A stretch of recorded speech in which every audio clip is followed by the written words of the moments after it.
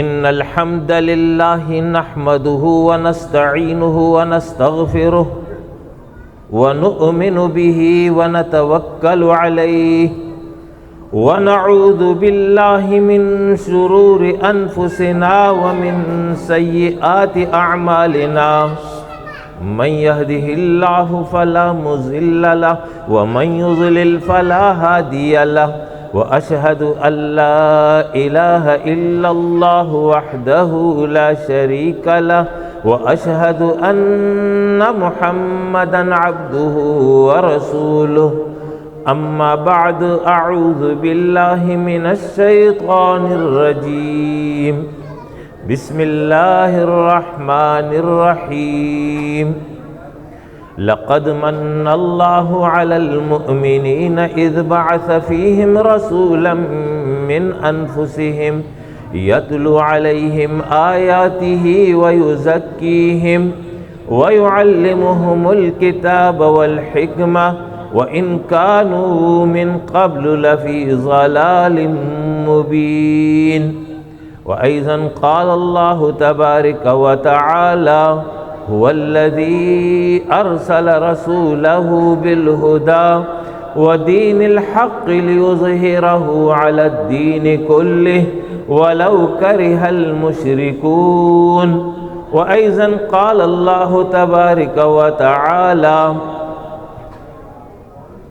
ما كان محمد أبا أحد من رجالكم ولكن رسول الله وخاتم النبيين وأيضا قال الله تبارك وتعالى فالذين آمنوا به وعزروه ونصروه واتبعوا النور الذي أنزل معه أولئك هم المفلحون رب اشرح لي صدري ويسر لي أمري واحلل عقدة من لساني يفقه قولي اما بعد محترم جناب عتیق احمد صاحب ناظم علاقہ ذمہ داران جماعت اور گرین ٹاؤن کے غیور مجاہد صفت بزرگوں نوجوانوں نوعمر بچوں، آج آپ کے اس بابرکت پرمسرت تقریب میں شرکت کا موقع مل رہا ہے۔ یہ تقریب رحمت کی تقریب ہے، برکت کی تقریب ہے، قرب الہی کے حصول کی تقریب ہے۔ نبی اکرم صلی اللہ علیہ وسلم کے ساتھ عقیدت محبت کا اظہار ایمان کا تقاضا ہے، ایمان کو جلا بخشنے کا ذریعہ ہے، اور ماہ ربیع الاول جب بھی آتا ہے اہل ایمان اپنے اس تعلق کو پھر سے تازہ کرتے ہیں، اور یہ مجالس اور یہ محافل تذکیر کا ذریعہ بنتی ہے، کچھ کرنے کر گزرنے خود کو بہتر بنانے کی عہد ہو رہی ہوتی ہے۔ اسی نسبت سے آج کی یہ تقریب منعقد ہو رہی ہے۔ آج میں آپ کو سیرت کا پیغام دعوت فکر کی صورت میں دے کر یہاں سے رخصت ہوں گا۔ اس حوالے سے تمہید کے طور پر چند باتیں گزارشات عرض کروں گا، اور پھر اسی کی ضمن میں آج کا یہ موضوع بیان ہوگا۔ اللہ رب العالمین نے ہمیں اپنی عبادت کے لیے پیدا کیا، خلافت کا منصب ہمیں عطا کیا، زندگی میں سہولتیں دی، نعمتیں دی، ان گنت احسانات سے نوازا، اس زمین کی اشیاء کو ہمارے لیے مسخر کیا۔ مقصد ہی یہی تھا کہ یہ انسان اس ذمہ داری کو ادا کرے جو عبادت اور خلافت کی صورت میں اسے سونپی گئی ہے۔ عبادت کہتے ہیں اللہ کی رضا اور اس کے پسند کے مطابق قول، عمل، عقیدہ اختیار کرنا۔ خلافت کہتے ہیں اللہ کی رضا اور اس کے پسند کے مطابق دنیا کا نظام قائم کرنا۔ تو اللہ کی رضا اور اس کی پسند کا علم انبیاء کے ذریعے انسانوں کو دیا گیا۔ یہ انبیاء جو مختلف ادوار میں آئے، ان تمام انبیاء کی تعلیمات کا خلاصہ دو باتیں ہیں۔ ایک یہ کہ یا قوم اعبدوا اللہ ما لکم من الہ غیرہ، اے میری قوم ایک اللہ کی عبادت کرو، اللہ کے ماں سوا تمہارا کوئی الہ نہیں۔ اور دوسرا یہ کہ ہر پیغمبر نے یہ کہا وَأَطِيعُونِي، میری اطاعت کرو، یعنی اللہ کی اطاعت، اللہ کی عبادت اور پیغمبر کی اطاعت، یہ تعلیمات انبیاء کا خلاصہ ہے۔ اللہ کی عبادت کا طریقہ کیا ہے، پریکٹیکل کیسے ہوگا، زندگی میں اس پر عمل درآمد کیسے ہوگا۔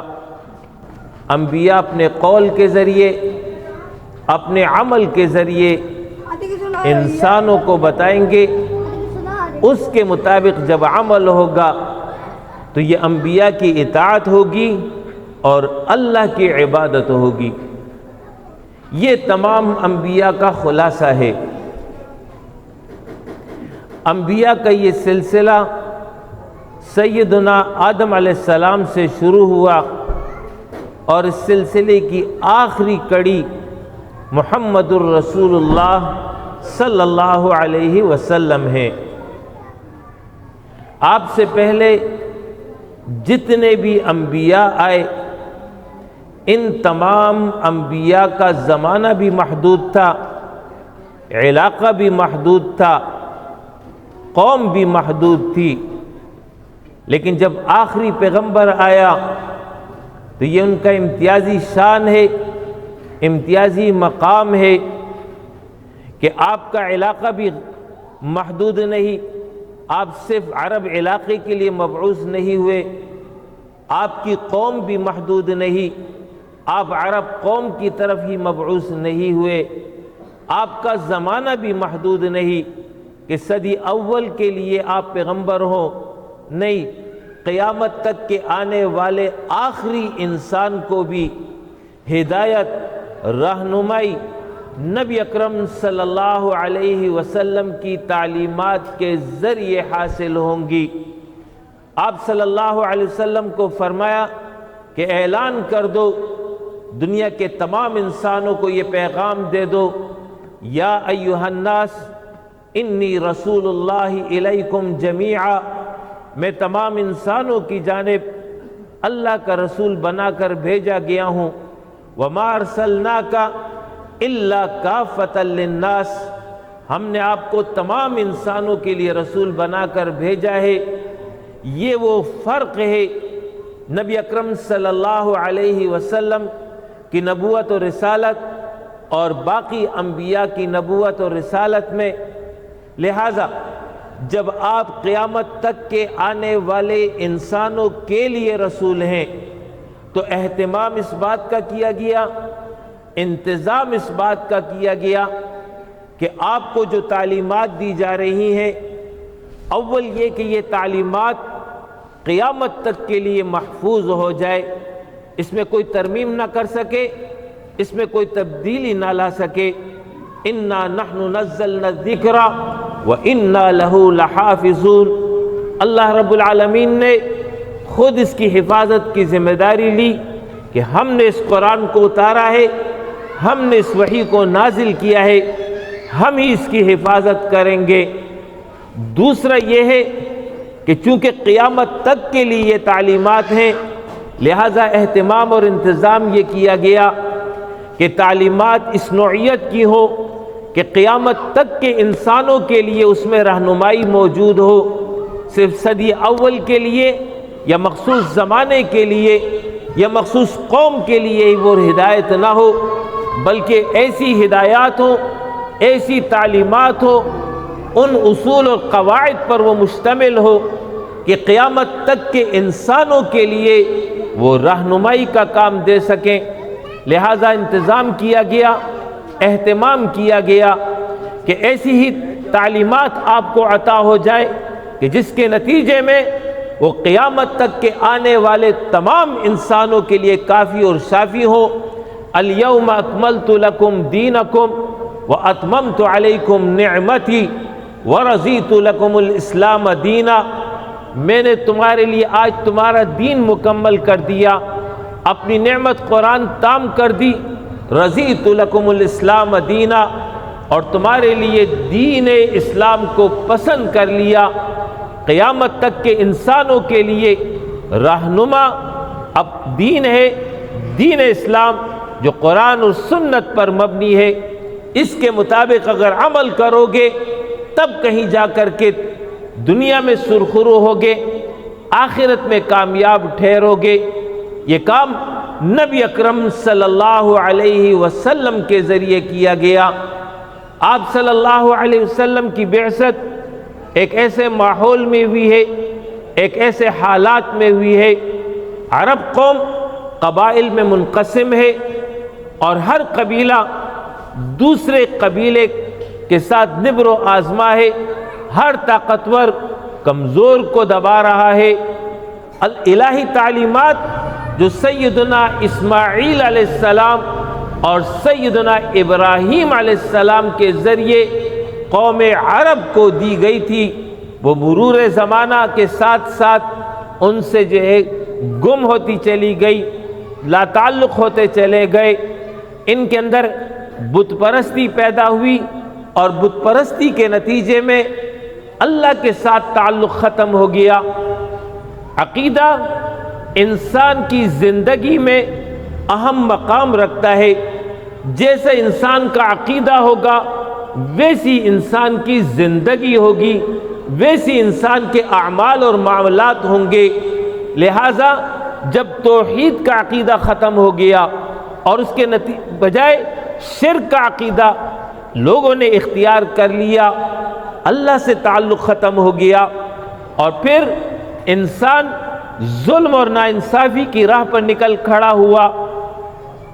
ہر زوراور نے ہر کمزور کو دبا دیا، یتیموں کے حقوق غصب ہو گئے، عورتوں کے حقوق غصب ہو گئے، بچوں کے حقوق غصب ہو گئے، ترکہ میراث بڑے بھائی کو منتقل ہوتا تھا، باقی سب محروم ہو جاتے تھے۔ دلیل یہ دی جاتی تھی اگر میراث اور ترکہ تقسیم ہو جائے تو دولت کی مرکزیت ختم ہو جائے گی، لہذا دولت کو اکٹھا رکھنا ہے، مجتمع رکھنا ہے، تو پھر وہ ایک ہی فرد کے پاس ہوگا، لہذا بڑا بیٹا ہی پوری جائیداد کا مالک بن جاتا، باقی سب محروم ہو جاتے۔ صورتحال یہ بن گئی تھی، پستی کی کیفیت یہ بن گئی تھی کہ ستیلی ماں کو ترکہ سمجھا جاتا تھا کہ باپ مرا ہے، جیسے اس نے مال چھوڑا ہے، جیسے اس نے جائیداد چھوڑی ہے، تو ستیلی ماں بھی اس کا ترکہ ہے، لہٰذا اولاد اسی سے نکاح کر لیتی۔ کیفیت یہ بن گئی تھی کہ برہنہ ہو کر طواف کرنا عبادت سمجھا جاتا تھا، سعادت کا ذریعہ سمجھا جاتا تھا۔ ان کی عبادت کیا ہوتی تھی؟ قرآن نے اس کو ذکر کیا، الا مکاء و تصدیہ، تالیاں پیٹا کرتے تھے، سیٹیاں بجایا کرتے تھے، اسی کو اپنے لیے عبادت سمجھتے تھے۔ یہ وہ پورا کیفیت ہے جو عرب معاشرے کے اندر رائج ہو چکی تھی۔ ڈاکہ ڈالنا، قتل کرنا، چوری کرنا معمول سی بات تھی۔ فحاشی، عریانی، بے حیائی نام ان کے ہاں جو ہے عیب شمار نہیں ہوتے تھے۔ شراب نوشی عام تھی۔ یہ وہ ماحول تھا جو عرب معاشرے کا تھا۔ اگر ہم عرب معاشرے سے باہر نکلتے ہیں، قوم بنی اسرائیل شام اور فلسطین کے علاقے میں تھی اور پھر مختلف علاقوں میں پھیل گئی تھی۔ ان کی کیفیت یہ تھی، ان کا آخری پیغمبر سیدنا عیسیٰ علیہ السلام دنیا سے اٹھا لیے گئے ہیں، اور اس کے بعد قوم بنی اسرائیل ذمہ دار تھی تورات اور انجیل کی اور ان کتابوں کی جو انبیاء سے ان تک پہنچی تھی۔ لہٰذا ان کو یہ تعلیم دی گئی تھی کہ ان تعلیمات کے مطابق، تورات اور انجیل کے مطابق خود بھی عمل کرو گے، لوگوں سے بھی عمل کراؤ گے۔ لیکن ان کا بھی حال یہ ہو گیا، تورات اور انجیل کو ان لوگوں نے پسے پشت ڈال دیا، لا تعلق ہو گئے اور من گھڑت فلسفے، عقائد، نظریات اختیار کر لیے، اور اس کے نتیجے میں یہ لوگ بھی گمراہ ہو گئے اور دوسرے لوگوں کی گمراہی کا سبب بن گئے۔ یہ پیچھے شور ہو رہا ہے، مجھے بہت پریشانی ہو رہی ہے۔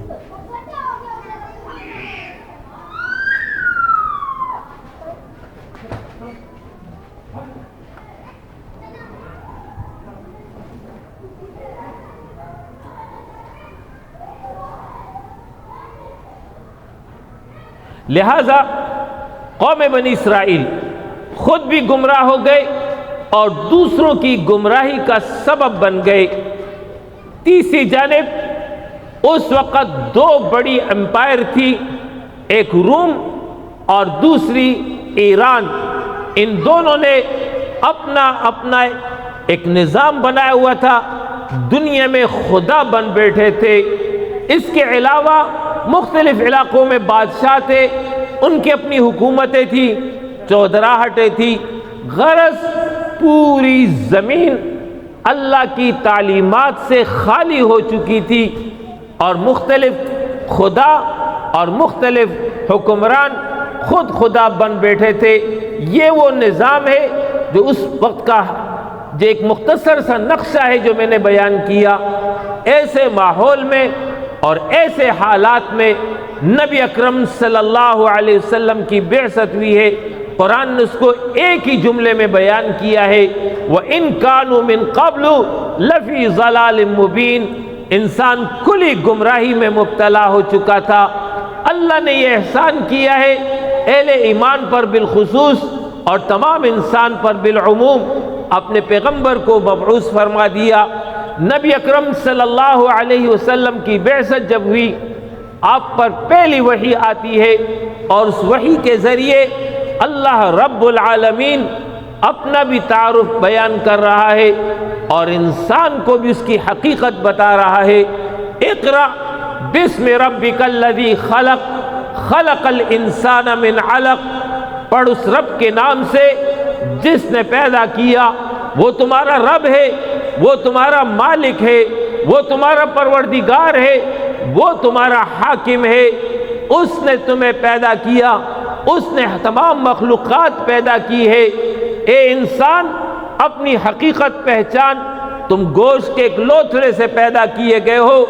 تکبر، غرور، فخر تمہارے لیے روا ہی نہیں ہے، عبدیت اختیار کرو۔ یہ وہ پہلا پیغام تھا جو پہلے وحی کے ذریعے دیا گیا، اور اس کے بعد جب دوسری وحی آتی ہے اور اس دوسری وحی کے ذریعے نبی اکرم صلی اللہ علیہ وسلم کو ان کا مشن بتایا جاتا ہے، ذمہ داری بتائی جا رہی ہے۔ یا ایھا المدثر قم فانذر وربک فکبر۔ اے چادر کمبل اوڑھنے والے، کھڑے ہو جاؤ، اللہ کی کبریائی کو بیان کرو، اللہ کی بڑائی کو بیان کرو، لوگوں کو خبردار کر دو، لوگ جس قسم کی زندگی گزار رہے ہیں یہ نتیجہ ہوگا جہنم کا، یہ نتیجہ ہوگا عذاب الہی کا، لہذا اس طرز عمل سے باز آ جاؤ، اپنی اصلاح کر لو۔ قم فانذر وربک فکبر۔ اس دنیا میں مختلف قسم کے خدا بن بیٹھے ہیں، عرب کے اندر ابو جہل ہے، عتبہ ہے، ولید ہے، شیبہ ہے، ابو لہب ہے، دیگر ہیں، سرداران ہیں۔ ان لوگوں نے عرب قوم کو اپنا غلام بنایا ہوا ہے، ان کے حقوق غصب کیے ہوئے ہیں، ان پر حاکم بن بیٹھے ہوئے ہیں۔ عرب معاشرے سے باہر وہاں پر جو ہے کہیں ایران میں کسرا ہے، روم میں قیصر ہے، مصر میں مقوقس ہے، ان لوگوں نے اپنی خدائی قائم کی ہوئی ہے۔ سب کو پیغام دے دو، سب کو یہ بتا دو تم میں سے کوئی بڑا نہیں ہے، کبریائی تمہارے شان کے لائق ہی نہیں ہے، کبریائی ایک اللہ کی ہے۔ قم فانذر وربک فکبر، اپنی رب کی کبریائی کو بیان کر دو، اپنی رب کی بڑائی کا اعلان کر دو۔ یہ وہ مشن تھا جو نبی اکرم صلی اللہ علیہ وسلم کو دیا گیا۔ آپ کا مشن 5 نکات پر مشتمل ہے۔ نمبر 1، تبلیغ دین، جو وحی آپ پر کی گئی ہے اس کو پہنچا دیجئے۔ بلغ ما انزل الیک، جو وحی آپ کی طرف کی گئی ہے آگے پہنچا دیجئے، لوگوں تک اس کو پہنچا دیجئے۔ نبی اکرم صلی اللہ علیہ وسلم نے زندگی کے آخری سانس تک اس کو مستقل ادا کیا، کسی لمحے غافل نہیں ہوئے۔ دوسرا نقطہ آپ کی مشن کا یہ تھا کہ جو لوگ آپ کی اس دعوت کو قبول کر لیں، مومن بن جائے، آپ کی ذمہ داری ہے وَيُزَكِّيهِمْ، ان کو پاک کر دیں شرک سے، کفر سے، نفاق سے، بدعات سے، رسوم و رواج سے، دنیا کی محبت سے، شیطان و نفس پرستی سے، ان سب کو پاک کر دیجئے، ان کو مزین کر دیجئے، اللہ کی معرفت سے، اللہ کی محبت سے تعلق باللہ ان کے اندر پیدا کیجئے، جنت کا شوق پیدا کر دیجئے، جہنم کا خوف ان میں پیدا کر دیجئے، آخرت کی بندگی اور آخرت سے تعلق ان کے اندر پیدا کر دیجئے۔ وَيُزَكِّيهِمْ، یہ وہ آپ کی مشن کا دوسرا نقطہ تھا۔ تیسرا نقطہ یہ تھا وَيُعَلِّمُهُمُ الْكِتَابَ وَالْحِكْمَةَ، ان کو جو اہل ایمان ہے قرآن و سنت کی تعلیمات سے مزین کر دیجئے، قرآن و سنت کے مطابق ان کی زندگی بنا لیجئے۔ آپ کی مشن کا چوتھا نقطہ یہ تھا وَالَّذِي أَرْسَلَ رَسُولَهُ بِالْهُدَى وَدِينِ الْحَقِّ لِيُظْهِرَهُ عَلَى الدِّينِ كُلِّهِ، اللہ نے اپنے پیغمبر کو اس لیے بھیجا ہے دین حق کے ساتھ، اسلام کے ساتھ، وحی الہی قرآن کے ساتھ۔ وجہ کیا ہے؟ لِيُظْهِرَهُ عَلَى الدِّينِ كُلِّهِ، اس دین کو تمام ادیان پر غالب کر دے۔ اظہار دین، اظہار دین علمی میدان میں، اظہار دین عملی میدان میں۔ علمی میدان میں لوگوں کو پیغام دے دیجئے، قرآن سنا دیجئے کہ یہ وہ دین ہے جو حق دین ہے، سچائی پر مبنی ہے، اور اس دین کے مطابق اگر عمل کرو گے تم سرخرو ہوگے۔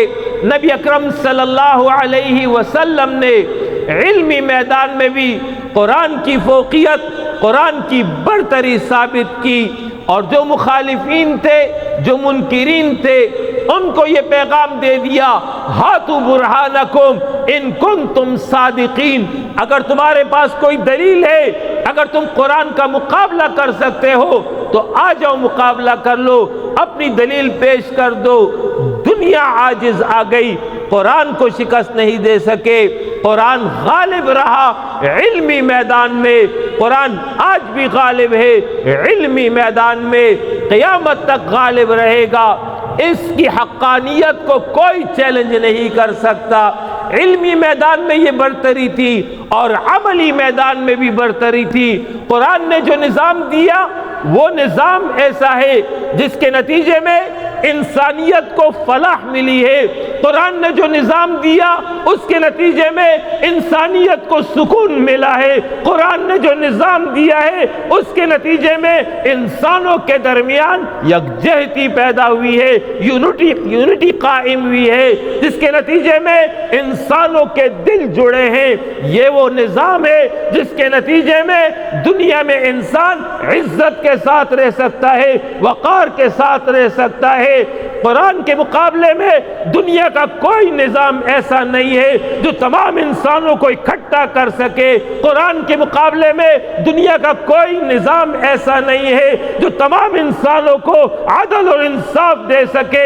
قرآن کے مقابلے میں دنیا کا کوئی نظام ایسا نہیں ہے جو دنیا کو امن اور سکون دے سکے۔ قرآن کے مقابلے میں دنیا کا کوئی نظام ایسا نہیں ہے کہ جس کے نتیجے میں انسان کے تمام مسائل ہو سکے۔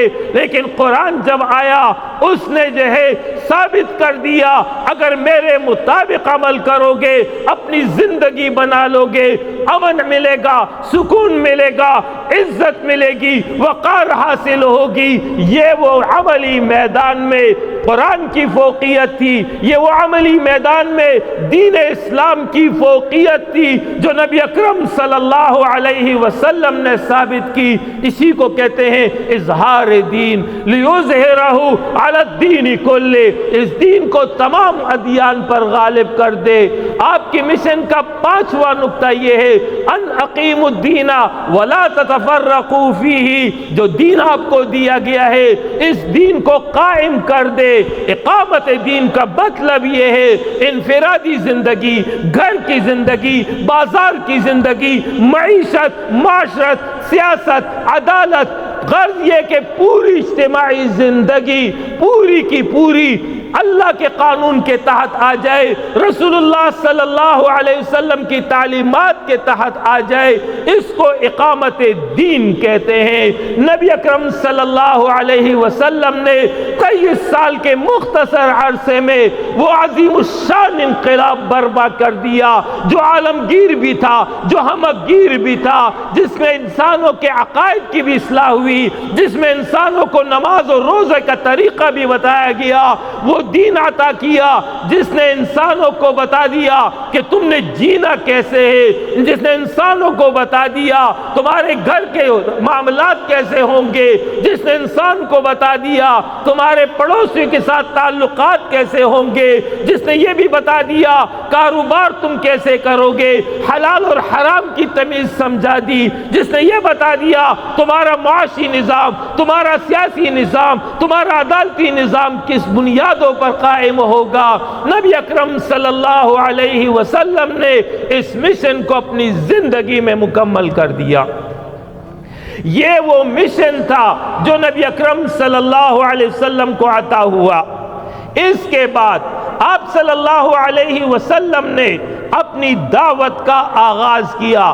سب سے پہلے آپ کے گھر والے آپ پر ایمان لاتے ہیں، اس کے بعد آپ نے خاندان کے لوگوں کو جمع کیا، دعوت توحید ان کے سامنے رکھی۔ ابو لہب نے انکار کر دیا، ابو طالب نے آپ کی سرپرستی کا اعلان کر دیا۔ اس کے بعد آپ کوہ صفا جاتے ہیں، پورے قوم قریش کو اکٹھا کر دیتے ہیں، ان کے سامنے دعوت توحید رکھ دیتے ہیں۔ ابو جہل نے انکار کر دیا، یہ قریش کا سردار ہے، یہ مکہ کا لیڈر ہے، اس کو معلوم تھا کہ کلمہ لا الہ الا اللہ کا مطلب کیا ہے۔ لا الہ الا اللہ وظیفہ نہیں ہے، لا الہ الا اللہ ذکر نہیں ہے، بہت بڑا پیغام ہے۔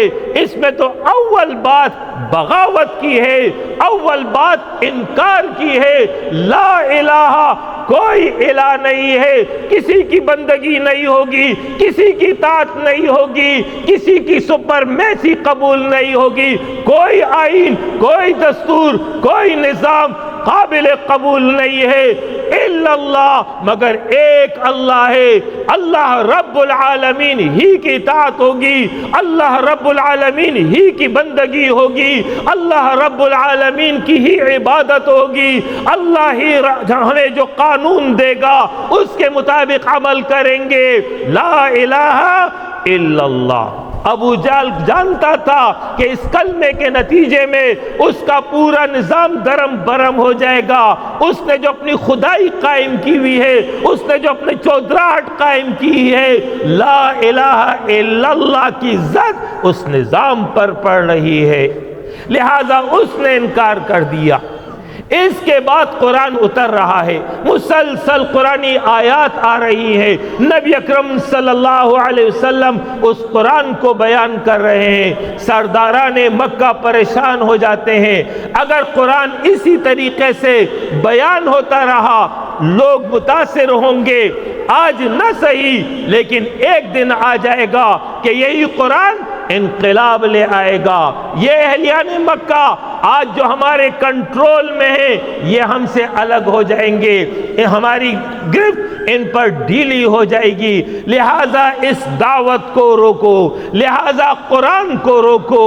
اس حوالے سے منصوبہ بندی ہوتی ہے۔ اس معاملے میں سب سے پہلے افہام و تفہیم کی بات کی جا رہی ہے، سمجھانے کی کوشش کی جا رہی ہے۔ آپ کے پاس سردار آتے ہیں، بھتیجے کیا بات ہے، یہ کون سا کلمہ ہے جو تم نے شروع کر دیا ہے، یہ کون تمہیں سکھا رہا ہے، کوئی آسیب ہے، کوئی جن ہے جس کے یہ اثرات ہیں، ہمیں بتا دو، ہم تمہارا علاج کر دیتے ہیں۔ مالدار بننا چاہتے ہو، مکہ کی ساری دولت تمہارے قدموں میں ڈھیر کر دیتے ہیں۔ سردار بننا چاہتے ہو، ہم تمہیں بالاتفاق سردار تسلیم کر لیتے ہیں، حسین عورت تمہارے نکاح میں دے دیتے ہیں۔ بھتیجے اس کلمے سے باز آ جاؤ۔ نبی اکرم صلی اللہ علیہ وسلم نے تحمل کے ساتھ ان کی بات سنی اور جو جواب دیا اس کا مطلب یہ تھا کہ جو چیزیں تم دے رہے ہو یہ تمہارے دائرہ اختیار سے تعلق رکھتی ہیں۔ خدا کی قسم اگر تم سورج و چاند بھی لا کر کے میرے دائیں اور بائیں ہاتھ پہ رکھ دو میں باز آنے والا نہیں ہوں، یا تو یہ کلمہ غالب ہوگا یا میری جان جائے گی۔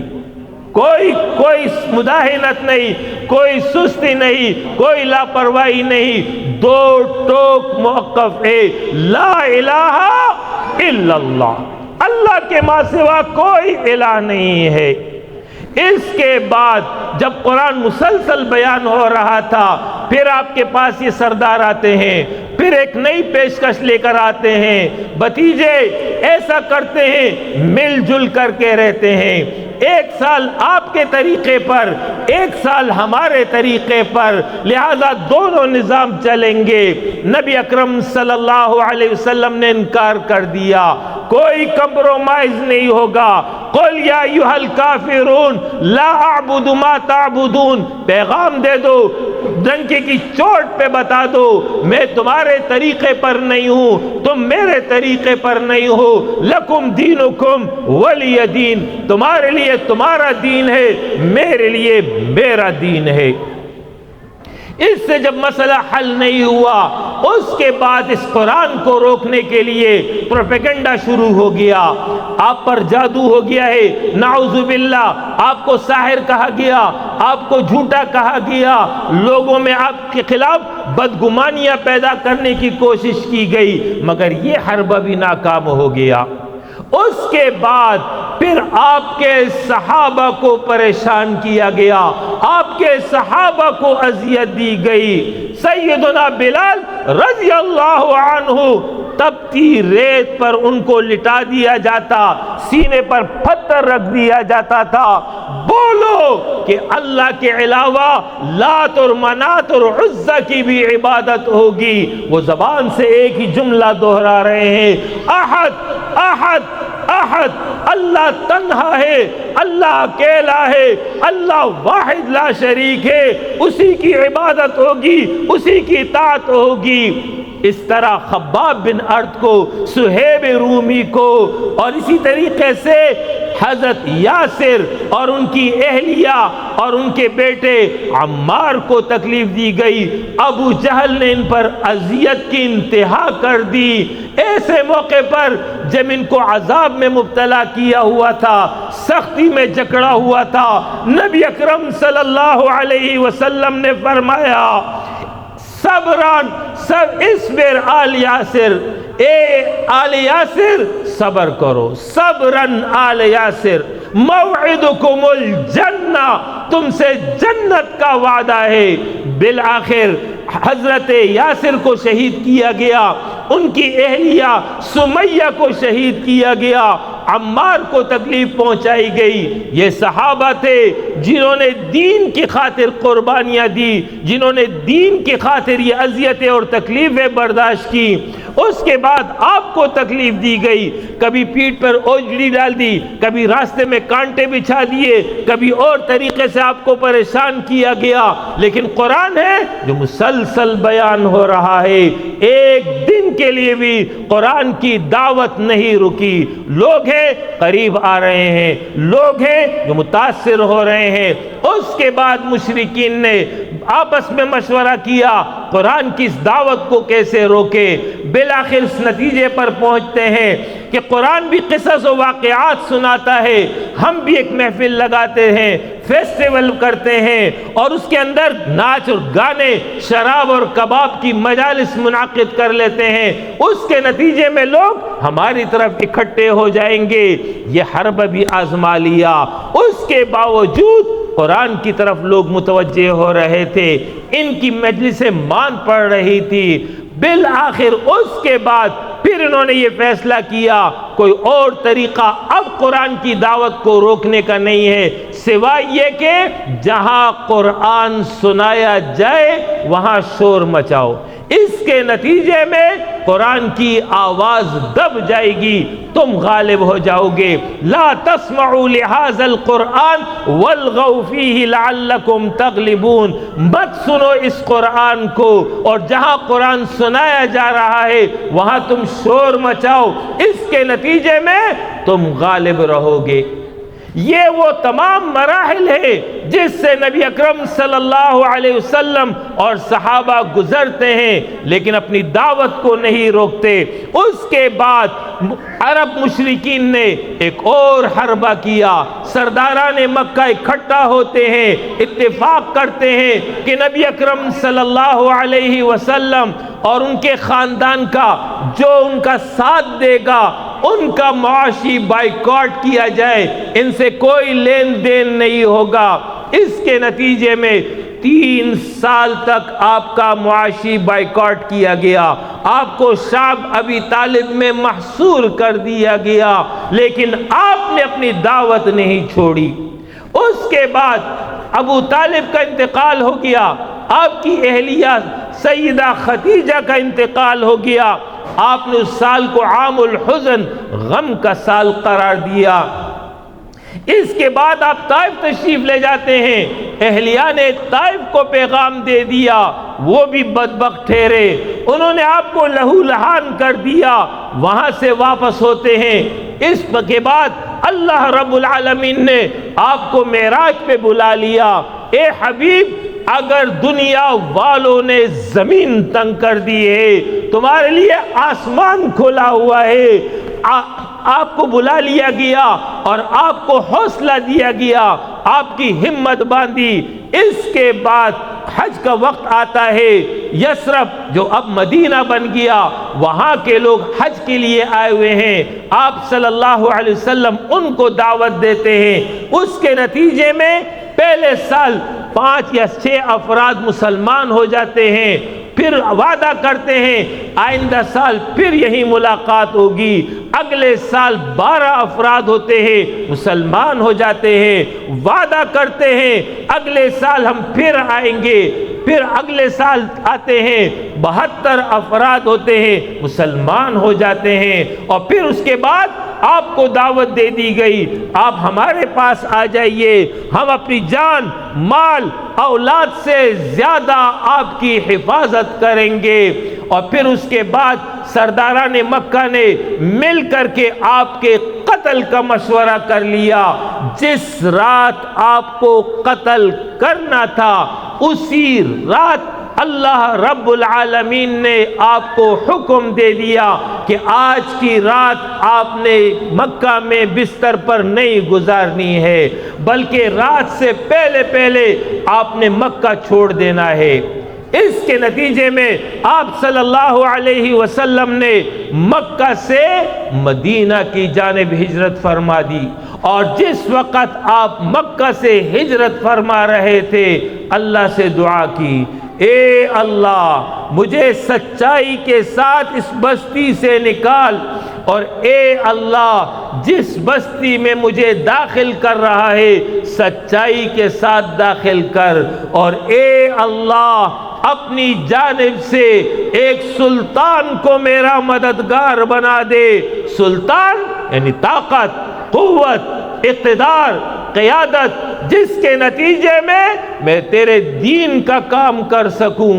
جب آپ ہجرت فرما رہے تھے 13 سال کا عرصہ گزر چکا ہے، ان 13 سالوں میں 250 افراد مسلمان ہوتے ہیں، ان 13 سالوں میں 86 سورتیں قرآن کی نازل ہو چکی ہیں، ان 86 سورتوں میں اجتماعی زندگی سے متعلق کوئی قانون نہیں ہے، کوئی نظام نہیں ہے، اس لیے کہ عمل درآمد ممکن نہیں تھا، بلکہ ان 86 سورتوں میں توحید کی دعوت ہے، آخرت کی دعوت ہے، رسالت کو قبول کرنے کی دعوت ہے، انبیاء کے واقعات ہیں، سابقہ قوموں کے حالات ہیں، اخلاق و تزکیہ اور تربیت کے بیانات ہیں، لیکن اجتماعی زندگی سے متعلق کوئی حکم نہیں آیا۔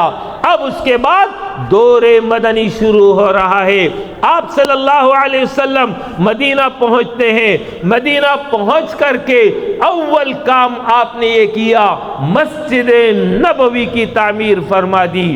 مسجد نبوی کی تعمیر سے جب آپ فارغ ہو گئے، آپ نے لوگوں کو یہ نہیں کہا کہ اے لوگو یہ میری خانقاہ ہے، یہ میری درسگاہ ہے، کسی کو دم اور درود چاہیے، کسی کو وظیفہ چاہیے، میرے پاس آ جائے، میں اس کو دم و درود دوں گا۔ رہ گئے تمہارے اجتماعی معاملات، رہ گئے تمہارے قومی معاملات، رہ گئے تمہارے عدالتی معاملات، رہ گئے تمہارے سیاسی معاملات، اس کے لیے عبداللہ بن ابی موجود ہے، اس کے لیے کعب بن اشرف موجود ہے، جاؤ ان کی سپریم کورٹوں میں اپنے مقدمے دائر کرو، جاؤ ان کی اسمبلیوں میں اپنے معاملات کو ڈسکس کرو۔ نبی اکرم صلی اللہ علیہ وسلم نے یہ نہیں کیا، بلکہ مدینہ میں پورا نظام اپنے ہاتھ میں لے لیا، پورا اجتماعی نظام اس کی باغ دوڑ سنبھال لی۔ مدینہ میں یہود بسا کرتے تھے، ان کو بلا لیا، ان سے معاہدہ کیا، ان کو پیغام دے دیا کہ اپنے مذہب کے مطابق، اپنے طریقے کے مطابق تم آزاد ہو، تم جیسے چاہو زندگی گزارو، لیکن یاد رکھو مدینے میں نظام، قانون، آئین، دستور محمد الرسول اللہ صلی اللہ علیہ وسلم کا ہوگا، کلمہ لا الہ الا اللہ محمد الرسول اللہ کی حاکمیت ہوگی۔ یہودیوں کو پابند کر دیا۔ اس کے بعد اب اجتماعی نظام کا آغاز ہو رہا ہے۔ میں نے آپ سے ذکر کیا سیاسی صورتیں پہلے نازل ہو چکی ہیں، اجتماعی زندگی سے متعلق حکم نہیں ہے۔ اب اجتماعی نظام رسول اللہ صلی اللہ علیہ وسلم کے پاس ہے۔ سورہ بقرہ آ گئی، سورہ آل عمران نازل ہو گئی، سورہ نساء آ گئی، سورہ مائدہ آ گئی، سورہ انفال آ گئی، سورہ توبہ نازل ہو گئی، سورہ نور آ گئی، سورہ الاحزاب آ گئی، سورہ الحجرات، سورہ طلاق، سورہ الفتح۔ یہ وہ صورتیں ہیں جس میں اجتماعی زندگی سے متعلق تعلیمات ہیں جو بیان ہو رہی تھی۔ نبی اکرم صلی اللہ علیہ وسلم اس کو اپنی زندگی میں عملاً قائم رائج نافذ کر رہے تھے۔ آپ کی عدالت لگتی ہے، اس میں چوری کا مقدمہ پیش ہو رہا ہے۔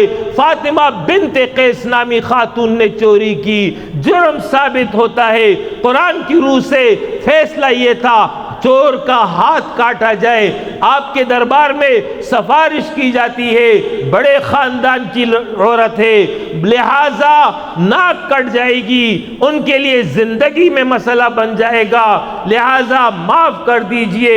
نبی اکرم صلی اللہ علیہ وسلم نے فرمایا تم سے پہلے قومیں اسی لیے ہلاک ہوئی کہ بڑے لوگ جرم کرتے تھے ان کو معاف کر دیا جاتا تھا، چھوٹے لوگ جرم کرتے تھے ان کو سزا دی جاتی تھی۔ خدا کی قسم فاطمہ بنت محمد بھی چوری کرتی، میں اس کا ہاتھ بھی کاٹ دیتا۔ آپ کو کارساز کا واقعہ تو یاد ہوگا، جب دن دہاڑے ایک خاتون نے اپنے مال و دولت کے نشے میں راہ چلتے ہوئے اسکوٹر پر ایک بچی کو اس کے بوڑھے باپ سمیت اپنے گاڑی تلے رون دیا، اور پھر جب یہ جرم ثابت ہو چکا ہے، معاملہ دیت پر جا رہا ہے، لوڈ 2 کی بات ہو رہی ہے۔ اس سے پہلے کلفٹن کے علاقے میں ایک SHO انسپیکٹر کے بیٹے کو ایک وڈیرے کے بیٹے نے قتل کر دیا، معاملہ دیت پر چلا گیا، لوڈ 2 کے ذریعے معاملے کو ختم کر دیا گیا۔ کوئٹہ میں دن دہاڑے لوگوں کے سامنے ایک وزیر اپنے نشے کی اور طاقت کے نشے کی حالت میں ایک ٹریفک کانسٹیبل کو رون دیتا ہے، آزاد پھر رہا ہے۔ لاہور کی سڑکوں میں پاکستان کے شہری کو غیر ملکی آ کر کے قتل کر دیتا ہے، مجرم پکڑا جاتا ہے، جرم ثابت ہو جاتا ہے، لیکن سزا نہیں ملتی ہے، دیت پر معاملہ چلا جاتا ہے۔ یہ جو 2 نظام قائم کیے ہوئے ہیں، وڈیرے، جاگیردار، سرمایہ دار، مال و دولت، باثر رسوخ رکھنے والے، سیاسی پارٹیوں سے تعلق رکھنے والے، ان کے حقوق محفوظ ہیں، ان کو سہولیات دی جاتی ہیں، عام آدمی رل جاتا ہے، عام آدمی پسل جاتا ہے، عام آدمی کی زندگی اجیرن ہو گئی ہے۔ اسی کی نفی نبی اکرم صلی اللہ علیہ وسلم نے کی۔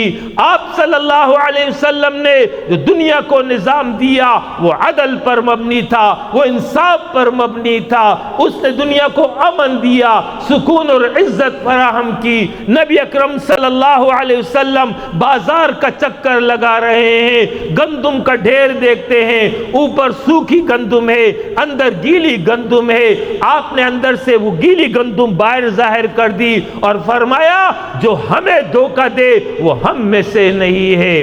یاد رکھیے، دین اسلام صرف نماز اور روزے کا نام نہیں ہے، دین اسلام صرف کلمے کا نام نہیں ہے، دین اسلام صرف حج اور عمرے کا نام نہیں ہے، دین اسلام صرف محرم اور ربیع الاول کا نام نہیں ہے، دین اسلام اللہ کی کامل اطاعت کا نام ہے، اللہ کے سامنے وفاداری کا نام ہے۔ ادخلوا فی السلم کافہ، اسلام میں پورے کے پورے داخل ہو جاؤ، زندگی کا کوئی دائرہ، زندگی کا کوئی حصہ اس سے باہر اور خارج نہیں ہے۔ نبی اکرم صلی اللہ علیہ وسلم نے اپنی زندگی میں اس طریقے کے مطابق، قرآن کے احکام کے مطابق عمل کروایا۔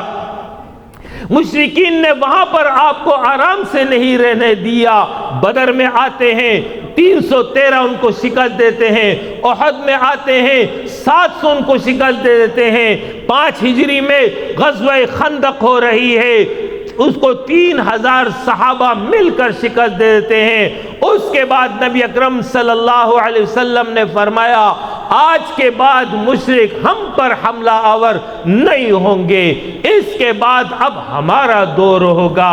سن 6 ہجری میں عمرہ کی ادائیگی کے لیے نکلتے ہیں، مشرکین نے حدیبیہ کے مقام پر روک دیا، صلح حدیبیہ ہو جاتی ہے، 10 سال کی جنگ بندی بن جاتی ہے، اور اس کے نتیجے میں جب امن آ گیا، نبی اکرم صلی اللہ علیہ وسلم نے قوموں قبیلوں کے درمیان جو مسلمان موجود تھے ان کو اس قوم اور قبیلے کا بڑا بنا دیا، اس کو یہ ذمہ داری دے دی اصلاح معاشرے کا کام کرو، لوگوں میں خیر پھیلاؤ، لوگوں میں برائی جو پھیل رہی ہے اس کو روکو۔ اس طرح اصلاح معاشرے کا کام شروع کر دیا۔ آپ صلی اللہ علیہ وسلم نے اپنے صحابہ کو سفیر کی حیثیت سے دنیا کے تمام بڑے بڑے حکمرانوں کی طرف روانہ کر دیا، اس پیغام کے ساتھ اسلم تسلم، اسلام قبول کر لو، بچ جاؤ گے۔ حکمرانوں میں سے کسی نے آپ کے اس خط کا احترام کیا، کسی نے خط پھاڑ دیا، کوئی خاموش رہ گیا، ہدیہ اور تحائف بھیج دیے، لیکن دنیا کے تمام بڑے حکمرانوں کو یہ معلوم ہو گیا کہ نبی اکرم صلی اللہ علیہ وسلم کوئی مبلغ نہیں ہے، کوئی مصلح نہیں ہے، کوئی داعی چھوٹے موٹے سے نہیں ہے، بلکہ وہ ہمگیر اور عالمگیر انقلاب کے داعی ہیں، جو پورے دنیا کا نظام بدلنا چاہتے ہیں، جو پوری دنیا پر اللہ کی حاکمیت قائم کرنا چاہتے ہیں، جو پوری دنیا پر اللہ کا کلمہ بلند کرنا چاہتے ہیں۔ اس کے بعد سن 7 ہجری آتا ہے، اس 7 ہجری میں غزوہ خیبر ہو رہی ہے، غزوہ خیبر کے بعد سن 8 ہجری میں مکہ فتح ہو جاتا ہے بغیر خون ریزی کے۔ جب مکہ فتح ہو گیا، اس کے نتیجے میں وہ مشرکین مکہ جنہوں نے آپ سے 21 سال تک لڑائی کی، آپ کے سامنے سر نگو کھڑے تھے۔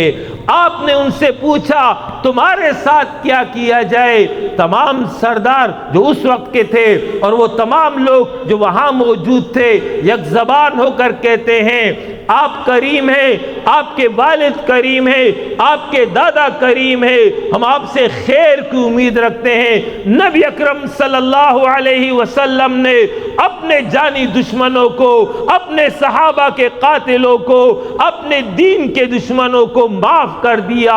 لا تثریب علیکم اليوم وانتم طلقاء، تم پر کوئی الزام نہیں ہے، جاؤ تم سب کو میں نے آزاد کر دیا۔ فاتح وہ ہے جو دلوں کو جیت لے۔ آپ نے اعلان فرما دیا، ابو سفیان جو مکہ کا سردار تھا اس وقت تک ایمان نہیں لایا تھا، آپ نے اعلان فرما دیا جو بھی ابو سفیان کے گھر میں پناہ لے گا اسے پناہ دی جائے گی۔ آپ نے عزت دی، آپ نے احترام دیا، ابو سفیان نرم ہو گیا، آپ کی خدمت میں حاضر ہو گیا، کلمہ اس نے قبول کر لیا۔ وحشی وہ قاتل ہے جس نے آپ کے چچا سیدنا حمزہ رضی اللہ عنہ کو احد میں شہید کیا۔ سیدنا حمزہ رضی اللہ عنہ وہ عظیم ہستی ہیں جو آپ کے ہم عمر تھے، آپ کے چچا تھے، دودھ شریک بھائی تھے، دونوں میں باہمی محبت اور تعلق تھا۔ احد میں وہ شہید کر دیے گئے، اسی وحشی نے ان کو اپنے نیزے کے ذریعے شہید کیا تھا۔ آپ صلی اللہ علیہ وسلم کو اس کے نتیجے میں صدمہ پہنچا۔ یہی وحشی مکہ فتح ہونے کے بعد آپ کے سامنے حاضر ہوتا ہے، کلمہ قبول کر لیتا ہے۔ نبی اکرم صلی اللہ علیہ وسلم نے فرمایا وحشی تم نے میرے چچا کو قتل کیا لیکن وہ جرم میں نے معاف کر دیا، میں تم سے کوئی مطالبہ نہیں کرتا، ہاں ایک بات کا خیال رکھنا، جب بھی میری مجلس میں آؤ میرے سامنے مت بیٹھنا، دائیں بائیں بیٹھنا، تم کو دیکھتا ہوں چچا یاد آ جاتے ہیں، بے ساختہ آنکھوں سے آنسو جاری ہو جاتے ہیں۔ حبار بن اسود یہ وہ شخص ہے جس نے مکہ فتح ہونے سے قبل سیدہ زینب رضی اللہ عنہا جو آپ کی بڑی صاحبزادی تھی، وہ مکہ سے مدینہ کی جانب جب ہجرت فرما رہی تھی اونٹ کے کجاوے پر بیٹھی ہوئی تھی، اسی حبار بن اسود نے نیزہ مار کر کے ان کو زخمی کیا، وہ اونٹ سے نیچے گر جاتی ہے، ان کے پیٹ پہ بچہ وہ ضائع ہو جاتا ہے۔ نبی اکرم صلی اللہ علیہ وسلم کو معلوم ہوا، آپ کو صدمہ پہنچا، آپ غمگین ہو گئے۔ یہی حبار بن اسود ہے، مکہ فتح ہونے کے بعد آپ کی خدمت میں حاضر ہو جاتا ہے، نبی اکرم صلی اللہ علیہ وسلم نے اسے معاف کر دیا۔ اکرمہ بن ابی جہل، ابو جہل کا بیٹا، ابو جہل وہ شخص جس کے بارے میں نبی اکرم صلی اللہ علیہ وسلم نے فرمایا فرعون هذه الامہ، اس امت کا فرعون ابو جہل ہے۔ یہی اکرمہ ہے، مکہ جب فتح ہو جاتا ہے یہ مکہ سے بھاگتا ہے، کشتی میں سوار ہوتا ہے، کشتی آگے جا کر کے بھنور میں پھنس جاتی ہے، مشرکین مکہ اللہ کو پکارتے ہیں۔ اکرمہ مشرکین سے کہہ رہا ہے اللہ کو کیوں پکار رہے ہو؟ حبل ہے، لات ہے، منات ہے، عزہ ہے، اس کو پکارو۔ مشرکین کہتے ہیں یہاں پر نہ لات کام آتا ہے، نہ منات کام آتا ہے، نہ عزا کام آتا ہے، یہاں پر ایک اللہ کام آتا ہے۔ اکرمہ نے کہا یہی بات تو رسول اللہ صلی اللہ علیہ وسلم 21 سال سے سمجھا رہے تھے کہ لوگوں تمام مسائل کا حل اللہ کی بندگی ہے، اللہ کی اطاعت ہے، اللہ کو راضی کر لو۔ اگر تم نے اللہ کو راضی کر لیا تمہارے سارے مسائل حل ہو جائیں گے۔ اس وقت تو یہ بات سمجھ میں نہیں آ رہی تھی، مشرکین کہنے لگے ہمیں زیادہ نہیں معلوم، لیکن ہم تو یہاں پر صرف ایک اللہ کو پکاریں گے۔ وہاں پر اکرمہ نے دل میں ارادہ کر لیا کہ اب اگر مجھے موقع مل گیا اور میری جان اس بھنور سے نکل گئی، بچ گئی، تو میں تو جا کر کے کلمہ قبول کر لوں گا۔ اللہ کا فیصلہ ہوا، وہ کشتی اس بھنور سے نکلتی ہے، ساحل سے ٹکراتی ہے، وہاں سے وہ سیدھا مکہ پہنچتے ہیں، جا کر کے نبی اکرم صلی اللہ علیہ وسلم کی خدمت میں حاضر ہوتے ہیں۔ اشہد اللہ الہ الا اللہ واشہد ان محمد رسول اللہ، کلمہ قبول کر لیتے ہیں، ایمان لے آتے ہیں۔ آپ نے اس کے ایمان کو قبول کر لیا۔ فاتح وہ ہے جو دلوں کو جیت لے۔ آپ نے اپنے جانی دشمنوں کو معاف کیا۔ یہ میرے پیغمبر کا طریقہ ہے، یہ میرے پیغمبر کی سنت ہے، یہ میرے پیغمبر کا اسوہ ہے۔ ایک ہمارا طرز عمل ہے، بھائیوں میں اختلاف ہو جائے، بھائی اور بہن میں اختلاف ہو جائے، رشتہ داروں میں اختلاف ہو جائے، تو پھر اس کے بعد شادی اور غم کے اجتماعات میں شرکت چھوڑ دیتے ہیں، لا تعلق ہو جاتے ہیں، رشتے اور ناطے چھوڑ دیتے ہیں۔ یہ میرے پیغمبر کا طریقہ نہیں ہے۔ میرے پیغمبر کا طریقہ تو معاف کر دینا ہے، میرے پیغمبر کا طریقہ تو دوسرے کو اپنا گرویدہ بنا دینا ہے۔ مکہ فتح ہو گیا، اس کے بعد طائف فتح ہو گیا، حنین فتح ہو گیا، تبوک بھی فتح ہو گیا، مسلمان پورے عرب میں غالب ہو گئے ہیں، شرک کا استیصال ہو جاتا ہے۔ 10 ہجری آ رہا ہے، سن 10 ہجری میں آپ صلی اللہ علیہ وسلم نے حجۃ الوداع فرمایا۔ اس موقع پر آپ کے ارد گرد 1,40,000 صحابہ پورے عرب سے جمع ہو چکے تھے، اور 5 لاکھ مسلمان پورے عرب میں موجود تھے۔ ایک بھی مشرک نہیں تھا، ایک بھی کافر نہیں تھا، بلکہ سارے کے سارے مسلمان ہو چکے تھے۔ کلمہ لا الہ الا اللہ عملا قائم رائج نافذ ہو چکا تھا۔ وہ جو اظہار دین تھا، وہ جو اقامت دین تھا، اس کو عملا جو ہے آپ صلی اللہ علیہ وسلم نے پایا تکمیل تک پہنچا دیا۔ آپ نے صحابہ سے پوچھا، میں نے اپنی ذمہ داری ادا کر دی، گواہی دیتے ہو؟ صحابہ یک زبان ہو کر کہتے ہیں ہم گواہی دیتے ہیں۔ آپ نے آسمان کی طرف اشارہ کیا، اے اللہ تو گواہ ہو جا، تیرے بندے گواہی دے رہے ہیں، میں نے اپنی ذمہ داری پوری کر دی۔ اس موقع پر آخری احکامی آیت نازل ہو رہی ہے، الیوم اکملت لکم دینکم واتممت علیکم نعمتی ورضیت لکم الاسلام دینا۔ آج میں نے تمہارے لیے تمہارا دین مکمل کر دیا، اپنی قرآن تام کر دی ہے، اور اللہ کا شہنشاہ والا انداز تمہارے لیے میں نے دین اسلام کو پسند کر لیا۔ آج کے بعد تمہاری زندگی اسی دین اسلام کے مطابق گزرے گی، اس کے علاوہ کوئی اور نظام، کوئی اور دین اللہ کے ہاں قبول نہیں ہوگا۔ صحابہ کو حکم دے دیا، جو پیغام میں نے تمہیں دیا ہے اس کو آگے پہنچانا تمہاری ذمہ داری ہے۔ کنتم خیر امت اخرجت للناس تأمرون بالمعروف تنہون عن المنکر، تم بہترین امت ہو، تمہارا فریضہ یہ ہے تم نیکی کا حکم دو گے، تم لوگوں کو برائی سے روکو گے۔ اس کے بعد صحابہ آگے بڑھتے ہیں اور پھر دور عثمانی آ گیا۔ دور عثمانی تک مصر بھی فتح ہو گیا، ایران بھی فتح ہو گیا، روم بھی فتح ہو گیا، ایک وسیع رقبہ کلمہ لا الہ الا اللہ محمد الرسول اللہ کے زیر نگی آ گیا۔ یہ سب اسی وجہ سے ہوا کہ ان لوگوں نے اللہ اور اس کے رسول کی اطاعت کی، انہوں نے اپنی زندگی اللہ اور اس کے رسول کے قانون کے مطابق بنا دی۔ لئن شکرتم لازیدنکم، شکر کرو گے تو اور دے دوں گا۔ شکر کیا تو مدینہ سے عرب مل گیا، شکر کیا تو عرب سے آگے کی جگہ بھی مل گئی۔ یہ وہ نتیجہ تھا اس شکر کا جو صحابہ نے کیا۔ آج 1400 سال کے بعد آج ہم کہاں کھڑے ہیں؟ آج ہماری حالت کیا ہے؟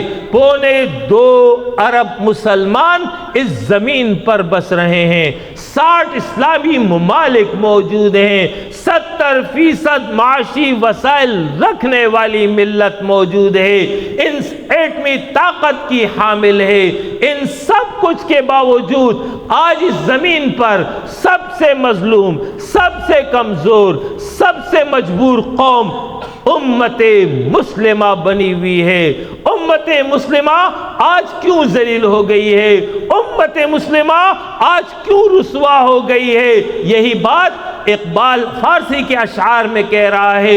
ایک رات میں زار و قطار رویا، اے میرے رب، اے میرے رب، یہ امت کیوں خوار ہے؟ ندا آ گئی، اے تم نہیں جانتے ہو یہ دل تو رکھتے ہیں لیکن محبوب نہیں رکھتے۔ محبوب محمد الرسول اللہ صلی اللہ علیہ وسلم ہے، دل میں ان کی محبت موجود نہیں ہے۔ اگر دل میں ان کی محبت ہوتی، یہ محبت عمل میں ظاہر ہوتی، یہ محبت ان کی زندگی میں ظاہر ہوتی۔ اور یہی بات اقبال دوسرے انداز سے کہہ رہا ہے کہ اگر کی محمد سے وفا تو نے تو ہم تیرے ہیں، یہ جہاں چیزیں کیا لوح و قلم تیرے ہیں۔ گویا کہ اللہ کی جانب سے وہ پیغام دے رہا ہے کہ اللہ نے یہ پیغام دیا ہے امت مسلمہ کو کہ اگر تم نے محمد صلی اللہ علیہ وسلم سے وفاداری کر لی، اگر ان کی اطاعت کر لی، اگر ان کی غلامی اختیار کر لی، تو فرمایا کہ محمد سے وفا تو نے، اللہ فرما رہا ہے ہم تیرے ہیں۔ لو کنتم تحبون اللہ فاتبعونی یحببکم اللہ، اگر تم اللہ کی محبت کے دعوے دار ہو تو اس پیغمبر کی اطاعت کر لو، اس پیغمبر کی اتباع کر لو، اللہ تم سے محبت کرے گا۔ تو فرمایا کہ محمد سے وفا تو نے تو ہم تیرے ہیں۔ یہ جہاں چیزیں کیا، یہ جہاں کی اندر اشیاء کی قدر و قیمت کیا ہے، اللہ کی طرف سے یہ پیغام ہے لوح و قلم تیرے ہیں، یعنی تمہارے ہاتھ میں تقدیر رکھ دی جائے گی، اپنی تقدیر خود بناؤ۔ یہ وہ پیغام ہے، پیغام سیرت ہے جو میں دے رہا ہوں کہ لوگوں آج جو اس زوال کی وجہ ہے، آج جو اس پستی کی وجہ ہے، وہ وجہ یہی ہے کہ ہم نے نبی اکرم صلی اللہ علیہ وسلم کے ساتھ سچا عشق نہیں کیا ہے، سچی محبت نہیں کی ہے، صرف دعویٰ کیا ہے۔ ہم محمدی ہیں لیکن محمدی کتنے ہیں؟ نماز کی حد تک محمدی ہیں، رمضان کی حد تک محمدی ہیں، مخصوص دائرے میں ہم محمدی ہیں۔ ایسا نہیں چلے گا، ہمیں پورا کا پورا محمدی بننا ہوگا۔ ہماری انفرادی زندگی، ہماری اجتماعی زندگی، ہماری قومی زندگی نبی اکرم صلی اللہ علیہ وسلم کی تعلیمات کے مطابق جب تک نہیں ہو جائے تب تک ہم سرخرو نہیں ہو سکتے۔ اور یہی بات قرآن ان الفاظ میں کہہ رہا ہے فَالَّذِينَ آمَنُوا بِهِ، پس جو اس پیغمبر پر ایمان لائیں گے، وعزروہ، اس پیغمبر کی تعظیم کریں گے۔ پیغمبر کی تعظیم اہل ایمان پر لازم ہے، احترام لازم ہے، اس کے ساتھ ساتھ پیغمبر کی ناموس کی حفاظت بھی اس امت کی ذمہ داری ہے۔ اگر کوئی پیغمبر کی توہین کرتا ہے، اگر کوئی پیغمبر کی اہانت کا مرتکب ہوتا ہے، امت کی ذمہ داری ہے کہ اس کا دفاع کرے۔ امام مالک رحمہ اللہ سے کسی نے پوچھا کہ اگر کسی کے سامنے کوئی پیغمبر کی توہین کر دے اور وہ بدلہ نہ لے سکے یا بدلہ نہ لے، آپ کیا فرماتے ہیں؟ انہوں نے فرمایا ایسے شخص کو، ایسی قوم کو دنیا میں جینے کا کوئی حق نہیں ہے، اسے زمین کے اندر چلا جانا چاہیے۔ لہٰذا اس پیغمبر کی تعظیم خود بھی کرو گے، تعظیم اوروں سے بھی کراؤ گے۔ یہ دوسرا کام ہے جو اس آیت میں بیان ہوا۔ اس کے بعد تیسری بات قرآن ذکر کر رہا ہے، وَنَصَرُوهُ، اس پیغمبر کی مدد کرو گے۔ میں نے تفصیل کے ساتھ بتا دیا، نبی اکرم صلی اللہ علیہ وسلم نے کسی سے انتقام نہیں لیا، سب کو معاف کیا، جانی دشمنوں کو معاف کیا۔ پھر یہ نصرت رسول کس اعتبار سے ہے؟ یہ نصرت رسول اسی مشن کے اعتبار سے ہے جو نبی اکرم صلی اللہ علیہ وسلم کا مشن میں نے آپ کو بتایا۔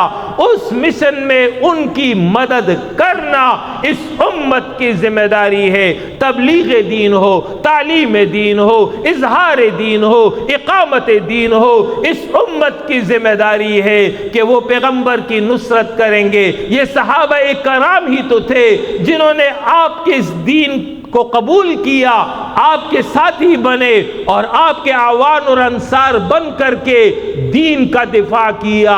اس کے نتیجے میں یہ بدر گئے، مشرکین کو شکست دی، احد گئے، مشرکین کو شکست دی۔ جس طرح اس وقت صحابہ نے اس دین کی مدد کی، اس پیغمبر کی مدد کی، آج کی امت کو بھی یہی پیغام ہے، من انصاری الی اللہ، کون ہے اللہ کے راستے میں میرا مددگار؟ یا ایھا الذین آمنوا کونوا انصار اللہ، اے لوگو اللہ کے دین کے مددگار بن جاؤ۔ لہذا نصرت رسول اس امت کی ذمہ داری ہے۔ نصرت رسول میں یہ بات بھی شامل ہے کہ نبی اکرم صلی اللہ علیہ وسلم کا جو مقام ہے اس مقام کی حفاظت کی جائے۔ ختم نبوت نبی اکرم صلی اللہ علیہ وسلم کا مقام ہے۔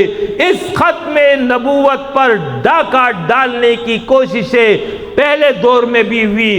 اس وقت سیدنا ابو بکر صدیق رضی اللہ عنہ نے اس فتنے کو جو مسیلمہ کذاب کی صورت میں نمودار ہوا اس کو جو ہے ختم کر کے رکھ دیا، اور اس کے نتیجے میں 1200 صحابہ شہید ہوئے، جس میں 600 حفاظ کرام تھے۔ نبی اکرم صلی اللہ علیہ وسلم نے جتنے بھی غزوات کیے ان غزوات میں شہداء کی تعداد 259 ہے، 259۔ لیکن جب جنگ یمامہ ہوئی، مسیلمہ کذاب جو جھوٹا نبی تھا اس کو جب جہنم واصل کیا گیا، اس جنگ میں 1200 صحابہ شہید ہوئے، جس میں 600 حفاظ۔ اس زمانے میں ایک ایک حافظ بڑا قیمتی تھا، اس لیے کہ قرآن لکھا ہوا بہت محدود تھا، قرآن سینوں میں محفوظ تھا۔ لیکن سیدنا ابو بکر صدیق رضی اللہ عنہ نے اتنا بڑا نقصان قبول کرنا گوارا کر لیا، لیکن ختم نبوت کی حفاظت فرما دی، ناموس رسالت کی حفاظت فرما دی۔ آج بھی یہ فتنہ موجود ہے، انگریزوں کا پیدا کردہ فتنہ مرزا غلام قادیانی کی شکل میں موجود ہے، کبھی سرکاری سرپرستی میں، کبھی بین الاقوامی سرپرستی میں یہ ظاہر ہوتا ہے، یہ مختلف حرکتیں کر رہا ہے۔ لہذا ختم نبوت کی حفاظت امت مسلمہ کی ذمہ داری ہے۔ اس معاملے کی حساسیت کو سمجھیے، اس کو کوئی معمولی مسئلہ نہ سمجھیے گا، یہ ہمارا اساسی اور بنیادی عقیدہ ہے۔ جس طرح عقیدہ توحید کی اہمیت ہے، جس طرح عقیدہ رسالت کا پہلا جز کہ نبی اکرم صلی اللہ علیہ وسلم کو اللہ کا رسول مانو گے، اللہ کا بندہ مانو گے، اسی طرح دوسرا جز یہ ہے کہ انہیں خاتم النبیین مانو گے۔ یہ اساسی عقیدہ ہے۔ اساسی عقیدے کا مطلب یہ ہے کہ اس کی اہمیت ہے۔ جیسے انسانی جسم ہے، انسانی جسم میں بعض اساسی اعضاء ہوتے ہیں، اگر ان میں سے ایک کم ہو جائے انسان مر جاتا ہے، جیسے دماغ ہے، دل ہے، گردہ ہے، جگر ہے، اگر ان میں سے ایک ختم ہو جائے انسان ختم ہو جاتا ہے۔ اس کو اساسی اعضاء کہتے ہیں۔ اور کچھ ایسے اعضاء ہیں جو ہونا تو ضروری ہے لیکن اگر نہیں ہو انسان مرتا نہیں ہے، جیسے آنکھ ہے، ہاتھ ہے، کان ہے، اگر ان میں سے کوئی ایک نہ ہو انسان محفوظ رہتا ہے۔ تو یاد رکھیے ختم نبوت اساسی عقیدہ ہے، اس کی حفاظت ہماری ذمہ داری ہے، لہذا وَنَصَرُوهُ اس پیغمبر کی مدد کرو گے۔ آج پیغمبر کا دین مغلوب ہو چکا ہے، آج پیغمبر کا دین کمزور ہو چکا ہے، لہذا اقامت دین، اظہار دین آپ کی ذمہ داری ہے۔ اس ذمہ داری کو ادا کریں گے تب عند اللہ سرخرو ہوں گے۔ اور چوتھی بات قرآن نے ذکر کی ہے وَاتَّبَعُوا النُّورَ الَّذِي أُنزِلَ مَعَهُ، اور جو وحی ان پر بھیجی گئی ہے اس کی پیروی کریں گے، قرآن کی پیروی کریں گے، سنت کی پیروی کریں گے۔ فرمایا اولئک هم المفلحون، جو لوگ یہ چار کام کریں گے یہی کامیاب ہوں گے۔ یہ ہے وہ سیرت کا پیغام جو میں نے پوری تفصیل کے ساتھ آج آپ کے سامنے بیان کیا ہے، آپ کو دعوت فکر دی ہے۔ آپ اپنا جائزہ اور محاسبہ کر لیں کہ ہم کہاں کھڑے ہیں، ہم کس حیثیت میں ہیں، ہم اپنی کتنی ذمہ داری پوری کر رہے ہیں۔ لہذا آخری بات کہہ کر کے میں اپنی بات مکمل کر رہا ہوں کہ اب لائحہ عمل کیا ہے، طریقہ کار کیا ہے، اس ذمہ داری کو کیسے پورا کیا جائے۔ جس طرح نبی اکرم صلی اللہ علیہ وسلم نے صحابہ کی تربیت کی، صحابہ کو اکٹھا کیا، صحابہ کی اجتماعیت قائم کی اور اس کے ذریعے غلبہ دین کا کام لیا، اقامت دین کا کام لیا، یہی کام آج کے دور میں ہوگا۔ ایک صالح اجتماعیت جب تک قائم نہیں ہوگی، صالح اجتماعیت کے بغیر اجتماعی نظام تبدیل نہیں ہو سکتا۔ الحمدللہ آپ کی اس ملک میں جماعت اسلامی کی صورت میں ایک بہترین اسلامی اجتماعیت موجود ہے۔ مفکر اسلام سید ابو الاعلی مودودی رحمہ اللہ گزشتہ صدی کے مجدد، گزشتہ صدی کے امام، انہوں نے اس جماعت اسلامی کو قائم کیا تھا۔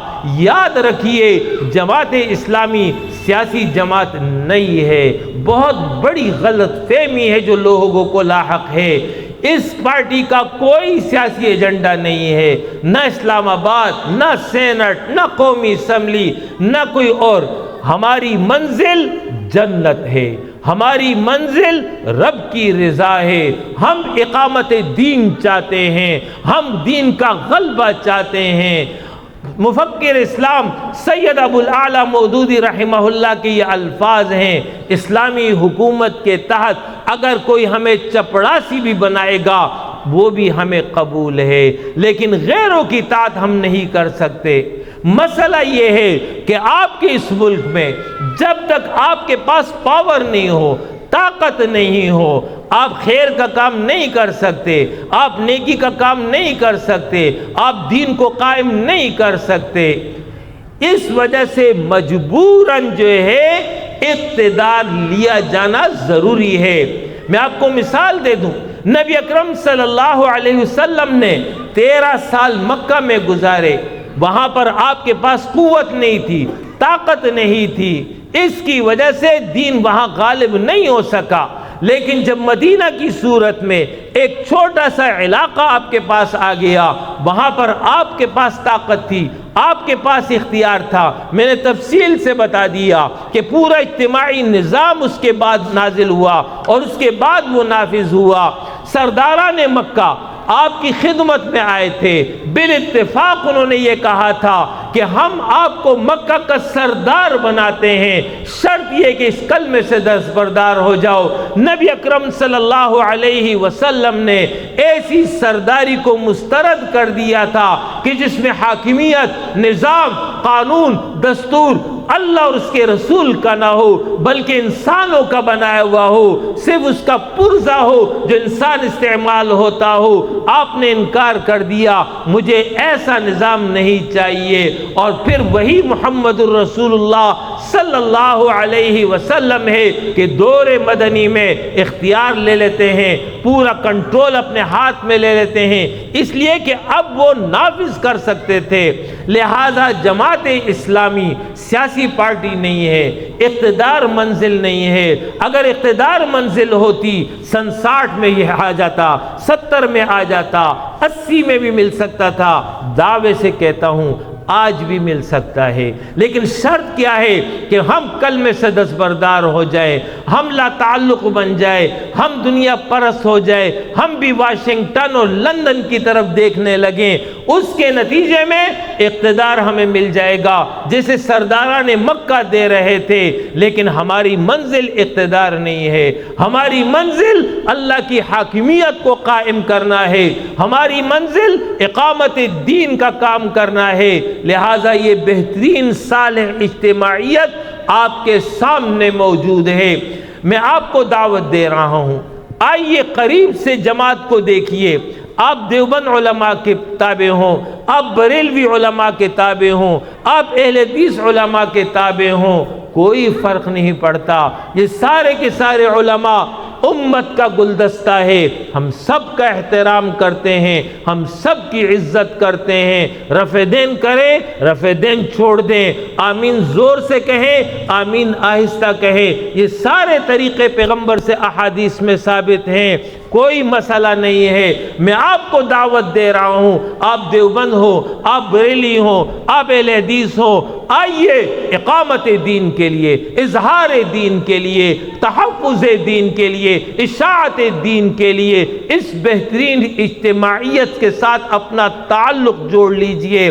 کسی بھی سیاسی پارٹی سے آپ کا تعلق ہو، ہمارے لیے تمام سیاسی پارٹیاں برابر ہیں، یہ میری طرح کلمہ گو مسلمان ہے۔ میں اگر کہتا ہوں نماز پڑھو، یہ بھی کہتے ہیں نماز پڑھو، میں کہتا ہوں روزہ رکھو، یہ بھی کہتے ہیں روزہ رکھو، جمعے کی نماز ہو، دوسری نماز ہو، میرے ساتھ صف میں کھڑے ہوتے ہیں، ان میں سے ایک بھی میرا مخالف نہیں ہے، ہماری طرح مسلمان ہے، ہماری طرح کلمہ گو ہے، ان میں سے ایک بھی ہمارا مخالف نہیں ہے۔ ہمارا مخالف قادیانی ہے، ہمارا مخالف منکر حدیث ہے، ہمارا مخالف سیکولرزم کا علم بردار ہے، ہمارا مخالف وہ ہے جو اللہ اور اس کے رسول کا باغی ہو۔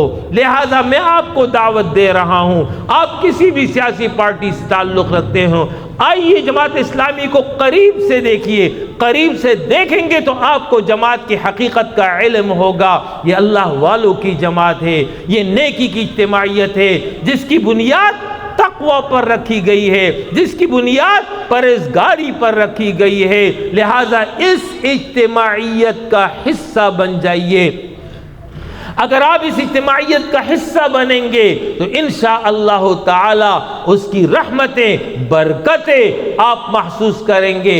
ہم آپ سے مطالبہ کرتے ہیں، آپ کے سامنے قیادت پیش کرتے ہیں کہ یہ صاحب ہیں، ان کو منتخب کر لیجئے، جن کو ہم اسمبلی میں بھیجنا چاہتے ہیں، ان میں سے ایک بھی اپنی خوشی سے اسمبلی میں نہیں جانا چاہتا، لیکن جماعت کا نظم ہے، اس کی اطاعت کرتے ہوئے وہ لوگ اسمبلی کے لیے منتخب ہو جاتے ہیں، اور جب یہ پہنچ جاتے ہیں ان کا بینک بیلنس نہیں بڑھتا۔